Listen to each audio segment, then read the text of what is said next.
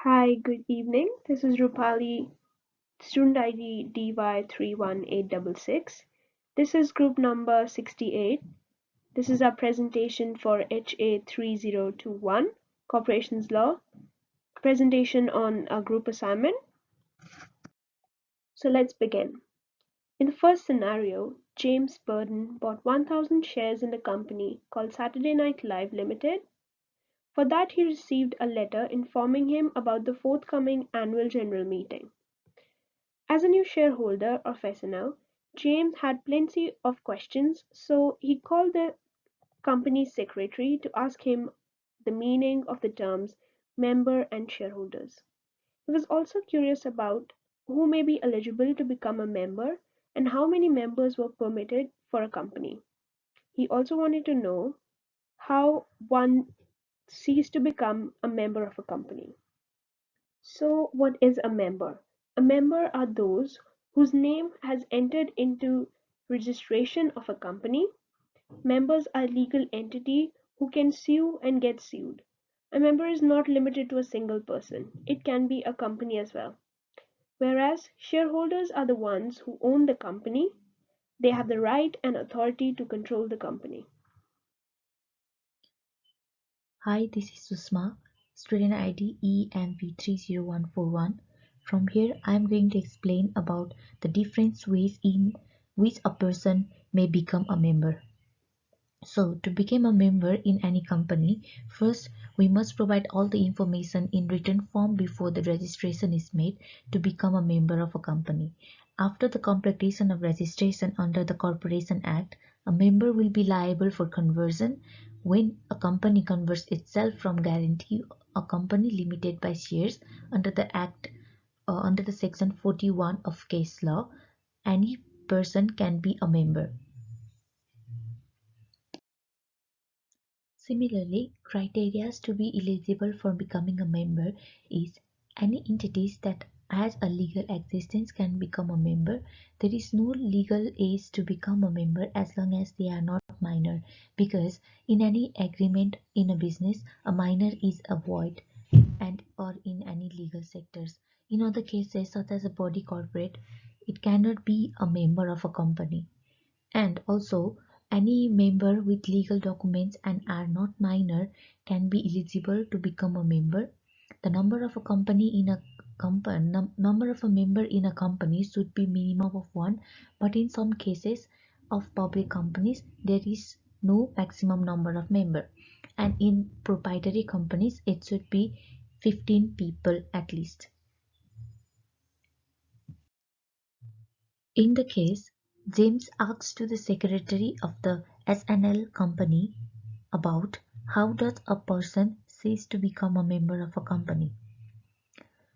A member ceases to become a member of a company when a person transfers his share to another person, or when a person's shares are handed over.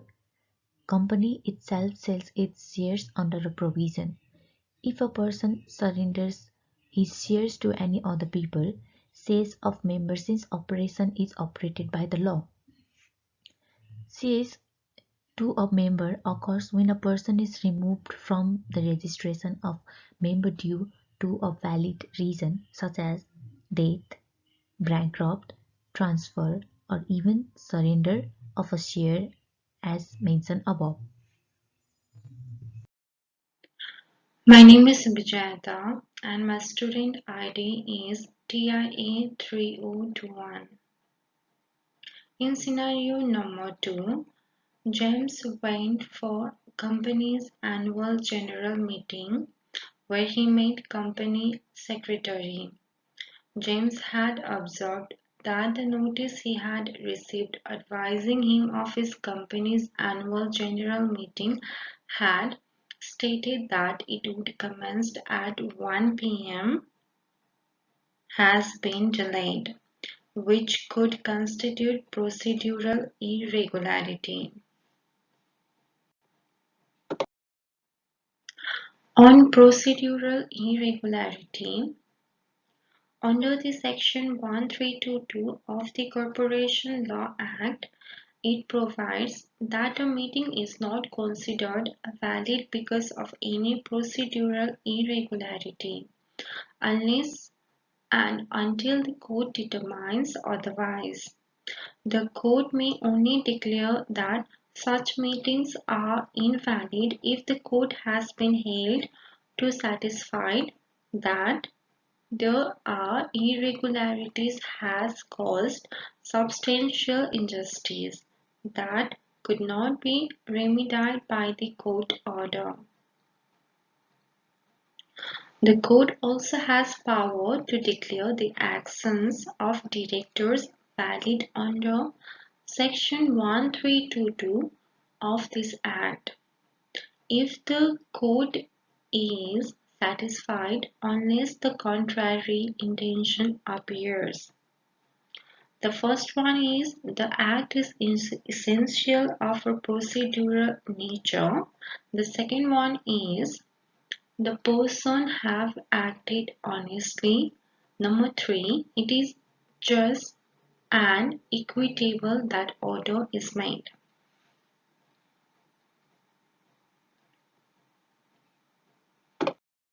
However, the court makes sure that there would be no substantial injustice, that there would not have been or likely to have been or substantial injustice has been or likely to cause to any person if the court passes that order. According to the scenario, it will be difficult to convince the legal act made by the chairperson that delayed in starting the meeting was a procedural irregularity.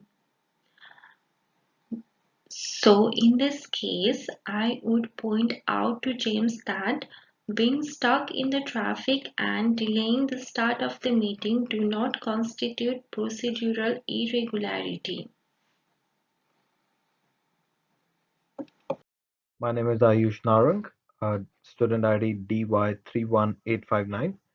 Alan, who is the Chief Financial Officer of SNL, has become aware that the company is seeking to tender for some major renovation work needed by the company. Alan's cousin is in the renovation business, so Alan tells him of the possibility of work at SNL. Alan tells his cousin the price range that SNL will consider and something about other companies that are tendering. Alan attends the meeting where they consider who will get the tender for the repair work, but does not disclose his connection with his cousin, who has put in a tender and actually wins the contract. The question arises, does Alan have any potential liability for what he has done or not done?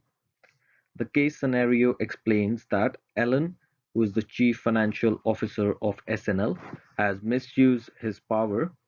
He was aware that the company was seeking tender for renovation work needed by the company, and later on, Alan disclosed this information to his cousin, who was an outsider. This shows that Alan had a material interest in the matter and would have given a notice to the company or to the directors explaining the interest. According to the Section 191 of the Corporations Act 2001, a notice must be provided to the directors of the company. The notice should be in detail and it need to explain to the director that he or she has any specific material interest or any kind of conflict in the matter, which has been discussed in the meeting. This notice should be provided in the directors' meeting as soon as possible, and after the directors are aware about their interest or the conflict in the matter. All the details need to be recorded in the minutes before the meeting. As mentioned in the last slide, Alan has not notified the company regarding the material interest in the matter discussed in the meeting.